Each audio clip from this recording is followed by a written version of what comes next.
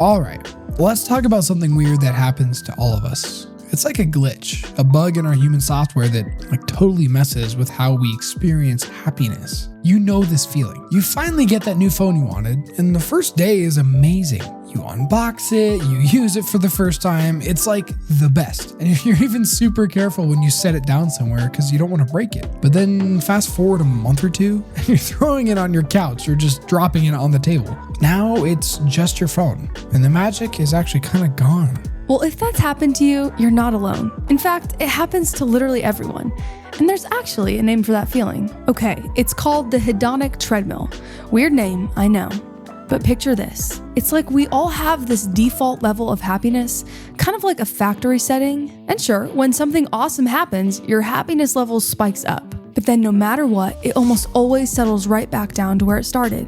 You feel like you're running and running, trying to get somewhere happier, but you're just stuck in the same spot. So how does this whole cycle work? Well, it's actually pretty simple. It happens in 3 steps. First, there's the pursuit. You see something and you think, man, if I just had that, I'd finally be happy. Then comes step 2, the arrival. You get that thing, and for a little while, it's awesome, total euphoria. But that's when the final step kicks in, adaptation. The new amazing thing just becomes normal, and your happiness level, well, it resets. You're right back at the starting line, looking for the next thing to chase. So what if you could just try everything? What if you could run the ultimate experiment to see if anything could make you permanently happy? Well, believe it or not, someone actually did this thousands of years before we even had a name for it. You could honestly call him like the world's original influencer, and he ran the biggest happiness challenge in history. And we actually talked about him last week. His name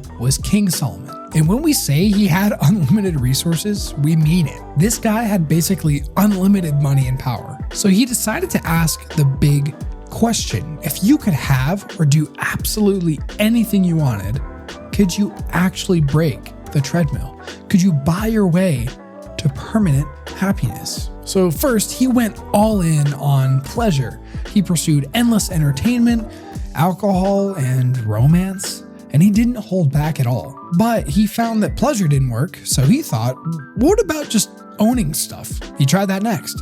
He built massive palaces, parks, vineyards, you name it. To give you an idea of the scale we're talking about, the current total value of all the homes in the entire United States is around $52 trillion.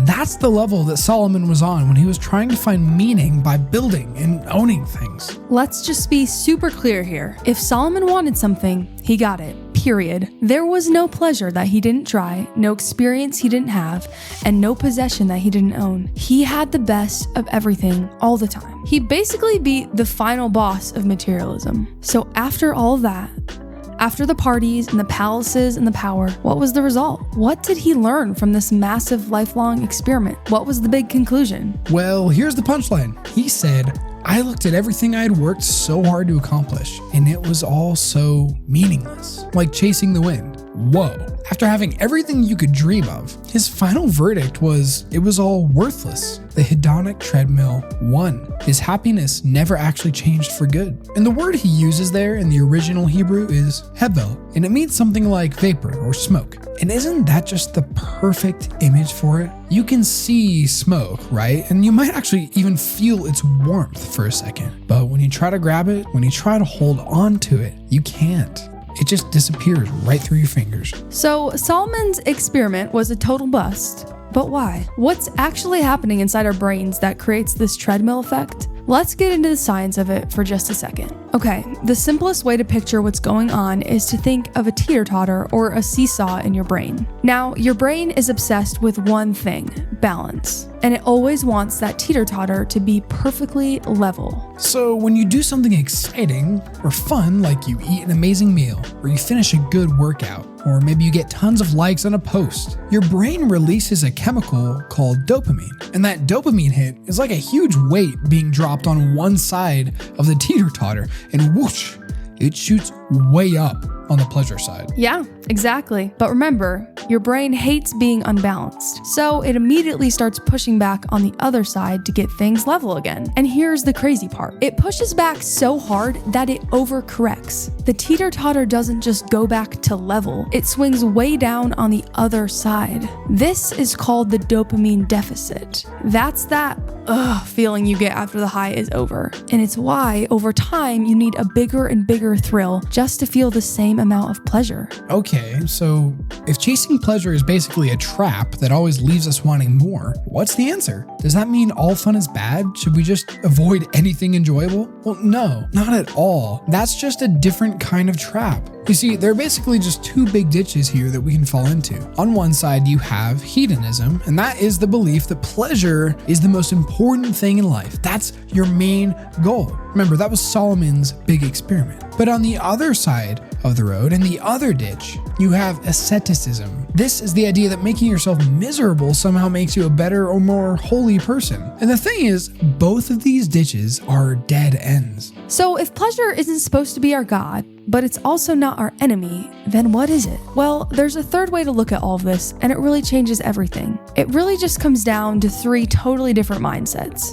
The hedonist says pleasure is my God, and they worship it. The ascetic says pleasure is a sin, and they run away from it. But there's a third option. The gospel says pleasure is a gift. And if you think about it, this makes total sense. God is the one who invented pleasure in the first place. The Garden of Eden, the first home he made for people, was filled with trees that weren't just for food, but were also beautiful to look at. He actually designed us to enjoy good things. And guess who finally figured this out? That's right, Solomon. You see, after that whole crazy experiment he did, this is the conclusion that he came to. He realized that we're meant to enjoy the good things in life. Good food, satisfying work, fun experiences, because they're gifts from God. See the huge difference there? The problem is never the gift.